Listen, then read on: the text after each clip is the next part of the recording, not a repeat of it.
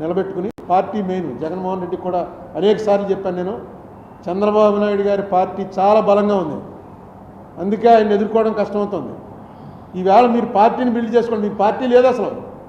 మీకు జగన్మోహన్ రెడ్డి ఉన్నాడు, ఓటర్స్ ఉన్నారు, మధ్యలో వాలంటీర్స్ ఉన్నారు. మీరు పార్టీ అన్నది ఈవేళ రాజమండ్రిలో కానీ మొత్తం ఎంటైర్ ఆంధ్రప్రదేశ్లో పార్టీ అనేది ఎక్కడా లేదు. అట్లీస్ట్ ఈ 5 ఇయర్స్లో పార్టీ బిల్డప్ చేసేటువంటిది ఇవ్వండి. నెక్స్ట్ స్పోక్స్మెన్లు పెట్టండి, స్పోక్స్మెన్లు పెట్టి ట్రైనింగ్ ఇవ్వండి. వాళ్ళు వచ్చి ఏం మాట్లాడుతున్నారు? బూతులా? లోక్సభ మన ఇక్కడ శాసనసభలోనూ బూతులే మాట్లాడుకుంటారు, ప్రెస్ మీట్లోనూ బూతులే మాట్లాడుకుంటారు. ఏం గౌరవంగా మాట్లాడుకోండి. ఇది ఏమన్నా సరిహద్దు గొడవలా?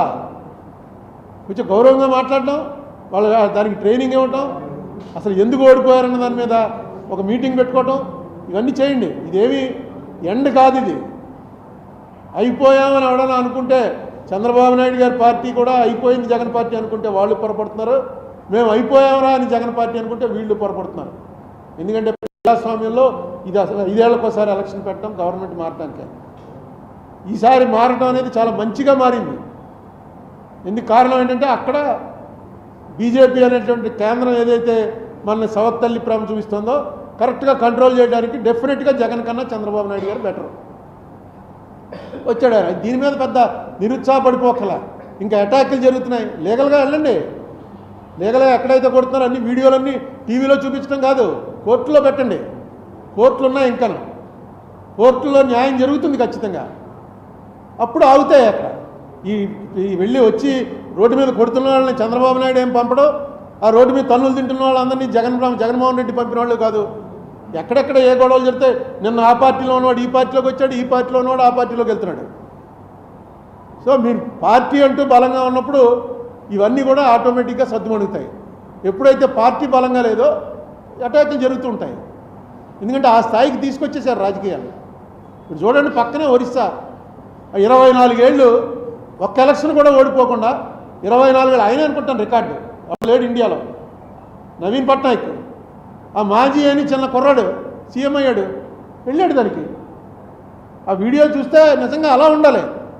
వెళ్ళగానే మొత్తం సీఎంతో సహా అందరూ లేచి నిలబడ్డారు. ఆయనే సీఎం మళ్ళీ పదవి స్వీకారం చేస్తున్నట్టు వచ్చినట్టు వెళ్ళాడు, కూర్చున్నాడు. మోడీ ఆయన దగ్గరికి వెళ్ళి నమస్కారం పెట్టాడు. గౌరవం ఉండాలి కదా. 24 ఏళ్ళు ముఖ్యమంత్రి చేశాడు, పోయింది ఎలక్షన్. ఏంటి పోతే అయిపోయినట్టేనా? ఒక ఎలక్షన్ ఓడిపోతే అయిపోయినట్టే. చంద్రబాబు నాయుడు పదవి స్వీకారానికి జగన్మోహన్ రెడ్డి రాడు, జగన్మోహన్ రెడ్డికి చంద్రబాబు రాడు. ఏంటో అర్థం అవట్లేదు. అక్కడేమో మోడీ పదవి స్వీకారానికి కాంగ్రెస్ వాళ్ళు వెళ్ళరు. మీరు ఎవరో శత్రువులా? విరోధులు, రాజకీయ విరోధులు కూడా తప్పన్నాడు భగవత్. ఆర్ఎస్ఎస్ భగవత్ గారు నన్ను ఏమన్నాడు? విరోధం అన్న మాట కూడా తప్పే. ప్రతిపక్షం వాళ్ళు. మీరు అధికార పక్షం, వాళ్ళు ప్రతిపక్షం, అంతే తప్ప విరోధం అన్న మాట కూడా వాడకండి. విరోధని ఆయన వాడాడు. ఎవరు? వాజ్పేయి గారు. మనం విరోధులమే కానీ శత్రువులం కాదని ఆయన ఒకసారి చెప్పాడు. ఈయన అంతకన్నా మంచి మాట చెప్పాడు. నిజంగా అంతే కదా. ఏముంది ఎలక్షన్ డబ్బులు, నేను అనుకోవడం డబ్బుల వల్ల అంత పెరిగిపోతుంది. ఇప్పుడు 175 స్థానానికి మినిమం 50 కోట్లు ఖర్చు అయింటుందిగా రెండు పార్టీల వాళ్ళకి కలిపి. ఏమైనా తక్కువ అవుతుందా? యావరేజ్ ఇంకా ఎక్కువైంది తెలుసు నాకు. 50 కోట్లు అంటే ఎంత అయింది? 17,500 కోట్లలో సగం. 8,750 కోట్లు. 8,750 కోట్ల రూపాయలు ఖర్చు అయిన తర్వాత దీనికోసం ఈ అధికార పీఠాన్ని పాడుకున్నారన్నమాట. కొట్టుకుని 8,750 కోట్ల రూపాయలు ఖర్చు పెట్టారు. అంటే దాదాపుగా పోలవరం ఈ రాక్ఫీల్డ్ డ్యామ్ పూర్తయిపోతుంది. మొత్తం అయిపోతుంది. ఓన్లీ రీహాబిలిటేషన్ ఖర్చు తప్ప మిగతా పోలవరం అంతా అయిపోతుంది. దీన్ని ఇలా పెంచుకుంటూ పోతున్నారు. నెక్స్ట్ ఎలక్షన్కి ఎంతో తెలియదు. మొత్తం డబ్బులు ఉన్నవాళ్ళు, కారులో తిరిగేవాళ్ళు అందరూ తీసేసుకుంటున్నారు. ఏముందా మనకి ఆడు ఇస్తున్నాడు వీడు ఇస్తున్నాడు, తీసుకుంటే 10,000 వస్తుంది, ఇంట్లో 4 ఓట్లు ఉంటే తీసేసుకుందామని. ఎక్కడ పోతుంది ఇది? కనీసం ఎవరైతే తీసుకోవడానికి ఇంట్రెస్ట్ లేదన్న వాళ్ళు వచ్చి ప్రజల్లో ఒక అవేకనింగ్ పెట్టాలి.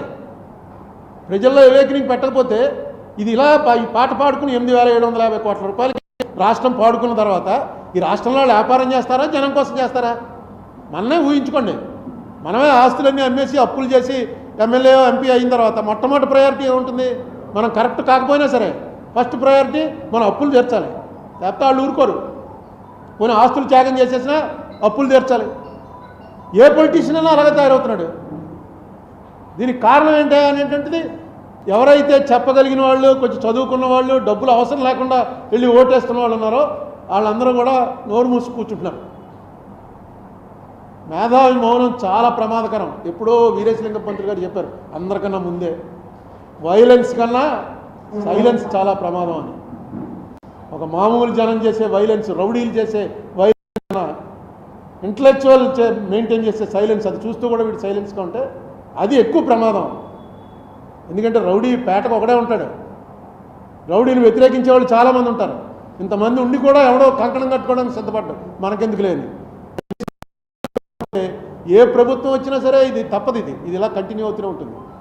దీని మీద ఆలోచన చేయాలి కొంచెం. ఎవరైతే కొత్తగా యంగ్స్టర్స్ వస్తున్నారు, చదువుకున్న వాళ్ళు వస్తున్నారు, టైం స్పేర్ చేసే వాళ్ళు వస్తున్నారు, వాట్సాప్లో చూస్తుంటే ఎలాంటి మాటలు చెప్తున్నారు, ఎంత బ్రహ్మాండంగా. వాళ్ళ పేర్లు కూడా ఎక్కడ చెప్పుకోరు, పేర్లు కూడా తెలియవు. ఒక్కొక్కటి వింటుంటే మొత్తం ఫిగర్స్ 1952 నుంచి, ఇంకొకడైతే మొన్న ఒక ఆయన పెట్టాడు 1929 నుంచి భారతదేశం చరిత్ర అంతా, ఎలక్షన్లు ఎలా జరిగాయి, ఏ ఎలక్షన్లో ఎన్ని ఓట్లు వేశారు, ఎలక్షన్ తర్వాత ఏ సంస్కరణలు వచ్చాయి, 30 మినిట్స్లో చెప్పేశాడు మొత్తం. ఉన్నారు చాలామంది మీలోనే, చాలా మీరు జర్నలిస్టులు చాలామంది ఉన్నారు మీలోనే. ఏదో చేయండి దీని మీద కూడా. అప్పుడప్పుడు ఒక మీటింగ్, మీరు కార్తీక వనసమారాధన పెట్టుకున్నట్టే నెలకో మీటింగ్ మీ ప్రెస్ క్లబ్లో పెట్టుకుని దీనికి సంబంధించి ఒక్కొక్కటి రిలీజ్ చేస్తూ ఉంటాం. ఎంత నష్టం వచ్చింది, ఈ ఓటు అమ్మేసుకోవడం వల్ల ఎంత నష్టం వచ్చింది స్టేట్కి. డెఫినెట్గా ఇది నష్టమే. 8,750 కోట్ల రూపాయలు పెడితే ఖచ్చితంగా వాళ్ళు 10,000 కోట్లన్నా సరే దానిలో లాగడానికి చూస్తారు. ఇతనే ఎందుకు పెడతారు, అందరూ బిజినెస్ మెన్లే. దీని మీద కూడా ఆలోచన చేయమని కోరుతున్నాను. ఏమండి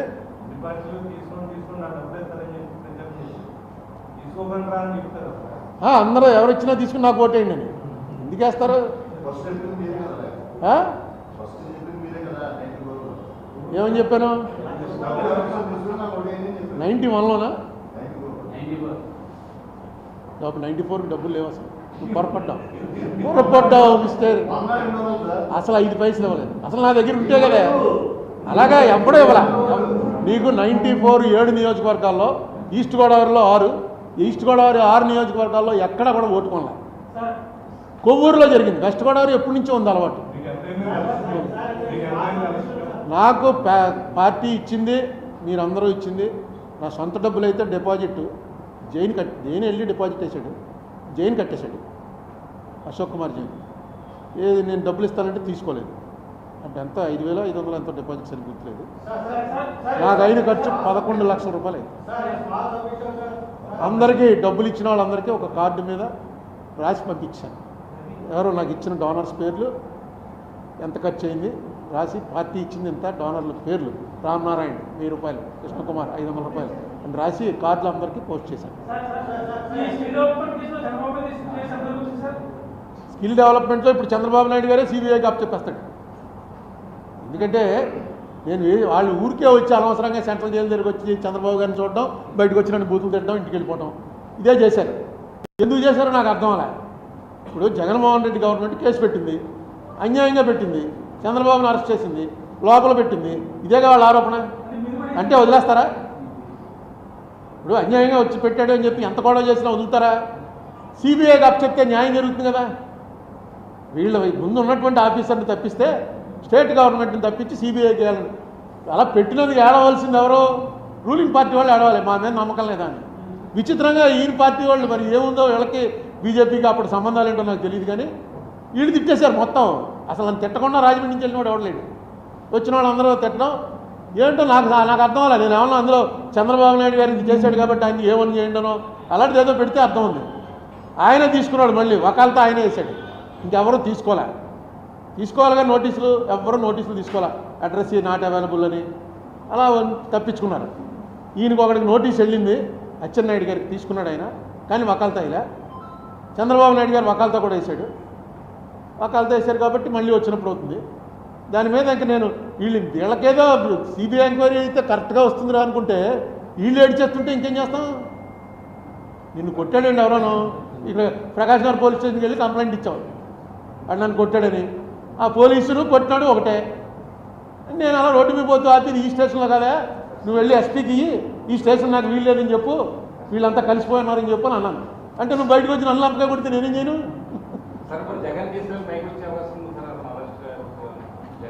జగన్ కేసులు పైనే ఉన్నాయి, పైకి వచ్చే అవకాశం ఉంది.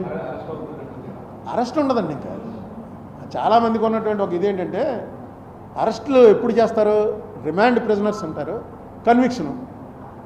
రిమాండ్ ఎప్పుడు ఇస్తారంటే ఈయన బయట ఉంటే సాక్షుల్ని ప్రభావితం చేస్తాడన్నప్పుడు, అది ఛార్జ్షీట్ వేసేవరకే. ఇప్పుడు ఛార్జ్షీట్లు అన్నీ వేసేసారు కాబట్టి ఇంకా ఆయన్ని సాక్షుల్ని ప్రభావితం చేయటం ఉండదు. తీర్పు రావాలి, తీర్పులో కన్విక్షన్ వచ్చిందనుకో, ఆయన కన్విక్షన్ వస్తే హైకోర్టుకి అప్పీల్ చేసుకుంటాడు, అప్పుడు కూడా జైలుకి వెళ్ళాడు. హైకోర్టులో ఎన్నేళ్ళు నడుస్తుందో ఎవరికి తెలియదు. హైకోర్టులో కూడా దాన్ని కన్ఫర్మ్ చేశారనుకో సుప్రీంకోర్టుకి అప్పీల్ చేస్తాడు, అది ఎన్నేళ్ళు నడుస్తుందో తెలియదు. కానీ కన్విక్షన్ వస్తే జరగబోయే ప్రమాదం ఏంటంటే 2 ఏళ్ళు దాటి కన్విక్షన్ అయితే డిస్క్వాలిఫై అయిపోతాడు. డిస్క్వాలిఫై అయిపోతే ఇంకా ఆయన పోటీ చేయడానికి కుదరదు.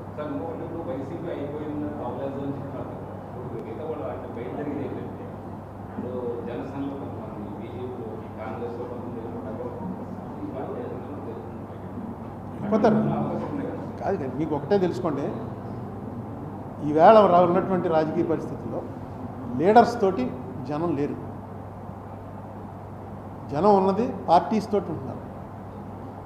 ఆ పార్టీలో లీడర్ ఈ పార్టీకి మారినా, ఈ పార్టీ లీడర్ ఆ పార్టీకి మారినా, ఆఖరి నిమిషంలో ఇటేపు నుంచి అటేపు వెళ్ళిపోయినా అక్కడ వేవే మారట్లా. ఇదేంటో నిన్నటి వరకు జగన్మోహన్ రెడ్డిని పొగుడుకుంటూ వెనకాల తిరిగినవాడు ఈవేళ సడన్గా వచ్చేసి నేనే టీడీపీ అంటున్నాడని ఎవ్వడో చోట్ల. చూస్తే చంద్రబాబు నాయుడు మొహం, పవన్ కళ్యాణ్ మొహం, ఇక్కడ జగన్మోహన్ రెడ్డి మొహం. నెగ్గితే వాళ్ళు నెగ్గినట్టు, ఓడిపోతే వాళ్ళు ఓడిపోయినట్టు. మీ మిగతా ఇండివిజువల్స్ వల్ల ఏమన్నా ఒక 2 to 3% డ్యామేజ్ ఉండొచ్చు, ప్లస్ ఉండొచ్చు.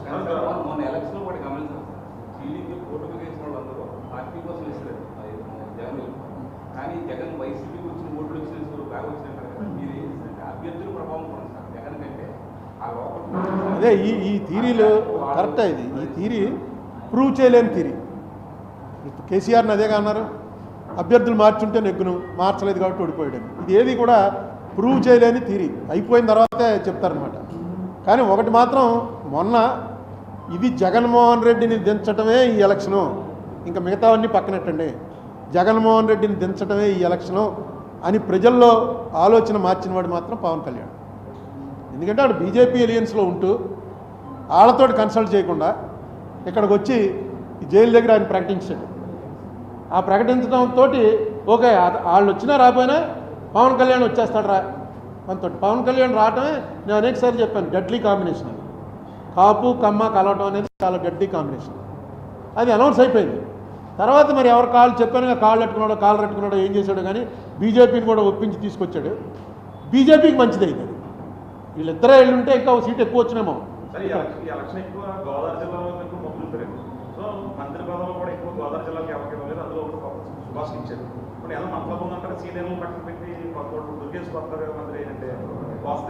అంటే ఇప్పుడు ఎలా వస్తుందంటే వీటిలో జనరల్గా సీనియర్స్లో ఒకడికి ఇచ్చారనుకోండి, మిగతా వాళ్ళకి బాధేస్తుంది.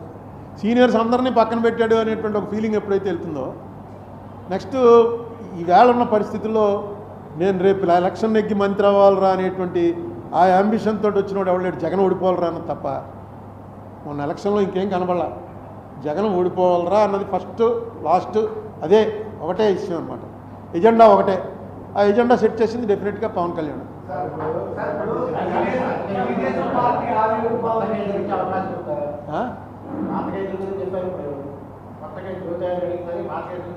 కొత్త కేసులు ఎందుకు పెట్టరు? కొత్త కేసులు పెడతారు, ఎందుకు పెట్టరు? ఉండొచ్చు ఆ అరెస్టులు. నేను ఆయన అడిగింది పాత కేసుల గురించి. కొత్త కేసుల్లో అరెస్టులు ఉండొచ్చు, మళ్ళీ దాంట్లో బెయిల్స్ ఉంటాయి. ఇవన్నీ ప్యారలల్గా రన్ అవుతూ ఉంటాయి. అంటే పవన్ కళ్యాణ్ ఒక మాట అన్నాడు, మంచి మాట అన్నాడు. అది నేను ముందు నుంచి చెప్తున్నాను మీకు. నేను మన రాజమండ్రిలో అనేకసార్లు చెప్పాను, పొలిటీషియన్స్ని అరెస్ట్ చేయొద్దు, పొలిటీషియన్స్ని వాళ్ళ ఆస్తులన్నీ జప్తు చేయండి అని తిరగడానికి వీలు లేకుండా చేయండి. జైలుకి వెళ్ళాడో వాడి పాయింట్లు. చంద్రబాబు నాయుడు జైలుకి వెళ్ళిన రోజునే మనం ప్రెస్ మీట్లో చెప్పాను, జైలుకి వెళ్తే గెలుస్తాడు అంతే. నువ్వు మనిషిని పెంచుతున్నావు, జైలుకి వెళ్ళిన మనిషి మీద సింపతి వస్తుంది.